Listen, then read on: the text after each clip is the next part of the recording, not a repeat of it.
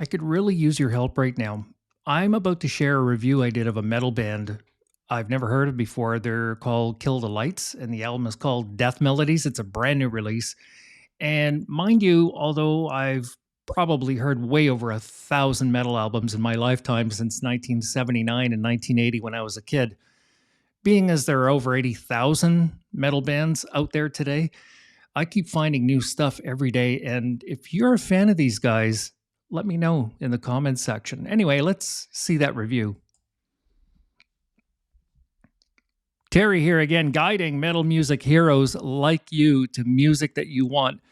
If you're up for a bunch of new metal music to collect right now, stick around. In less than 7 minutes, you'll get 4 new Extreme albums to add to your collection. If you like what is here on the list, FMR is for you because I review, analyze, and break down the newest Extreme releases from my weekly charts so you get the best new metal daily. Death Melodies by Kill the Lights is the band's newest album, up for a fresh full metal review. Let's go ahead and break this one down. So I open up the band's app page. There's the actual page. Okay. And I see that there are 12 strong sounding tracks totaling 46 minutes. The album cover artwork, as you can see here, it's actually gold custom fonts, which I thought was pretty classy. So thank you to the artist for that. They classify themselves in Apple Music as metal, but between that rating, the album artwork, and the song titles, and a quick sound check, I visualized something heavy, probably something fairly smart too. My genre description before I start the review, it's going to be metalcore or hardcore, but we'll see if that changes in the end during my reveal. Track 1 opens with awesome energy, amazing hooks, rhythms, melodies, and a razor-like sound. The vocals are a strong mix of clean and fry. The entire band is very coherent. This is a pretty sweet opening right here. Track 2, it's a more fiery number with a pretty irresistible mix of power riffs, energy, and depth.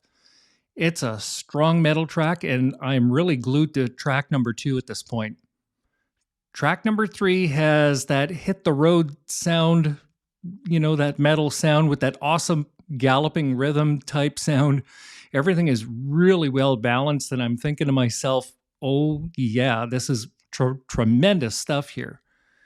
Track 4, it goes darker with a ballad that has a rangy tempo that dives into the hard rock forum. It's solid, powerful, really deep and awesome.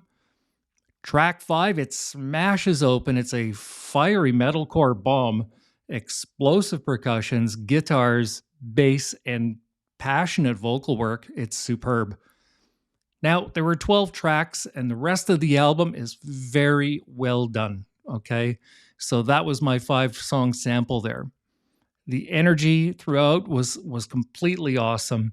It had some very strong messages, rich with some very nice ballads too. And in summary, this is such a well-balanced album. It's well laid out, strong, sharp, deep, with strong lyrics all the way through. Recording and sound quality was professional. It had a very refined feeling of production and musicality quality, rather.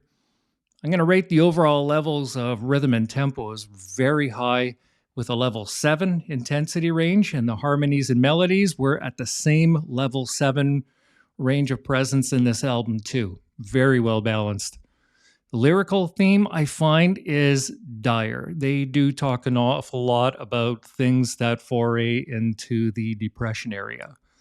Becoming a mainstream or radio act here is likely. Music like this doesn't get made not to be heard. It's quality material all the way through. The range, flow, and layout of this album is somewhat consistent. The tracks are arranged with care. There's some awkward stuff in there it flows up and down. I describe the vocals as rangy, clean, and strong fry vocals, while the guitar work was meticulous riffs, solos, and melodies. The bass section was big and thunderous. Finally, the drums and percussion performance was rangy, full, snappy, with tight sound. Overall, the energy and intensity here was very high. They remind me of Beartooth, but a little edgier. My AI says that they sound mostly like Trivium or Bullet from My Valentine. I'm not going to argue with that. I'm going to rate the temperature here as a hot with a mix of dark and light shades for a tonality feel, while the overall colors I personally described as red and pink. And I say pink because I think that the ladies are going to enjoy this album more than the usual with all of the ballad work that is in here. The general feeling I had during this session was goosebumps. It led me to give this album a good seismic, strong reading of 7.5 on my Richter scale. In summary, my prediction from earlier was fairly close. I did say metalcore and hardcore, but I'm going to officially add melodic metalcore and hardcore as my genre pick. I couldn't find any information on their actual genre online, and this is why, I wanted to reach out and ask a few people if they knew anything more about Kill the Lights.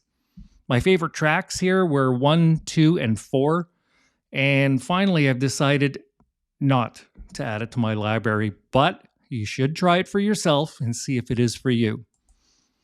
And that's it for another episode of FMR. So I'm going to dig into my treasure chest and try to match it up here with some Ice 9 Kills. Welcome to Horrorwood. That is Ice 9 Kills' latest release.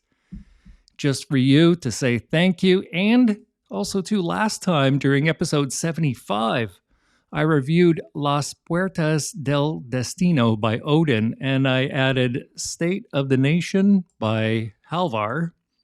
There it is, from my secret stash at the very end. And that is your 4 albums. I think it's about 7 minutes there. By the way, check out the last episode with these 2 bands for the full scoop and results and stream them for yourself. And lastly, everybody, remember that you have the power to support all metal artists. Stream them, engage them on social, buy the merch, see them live, and join me again soon for another episode of FMR. Please hit that subscribe button and set your notifications so you get your new albums here first. Cheers, everybody, and have a good night.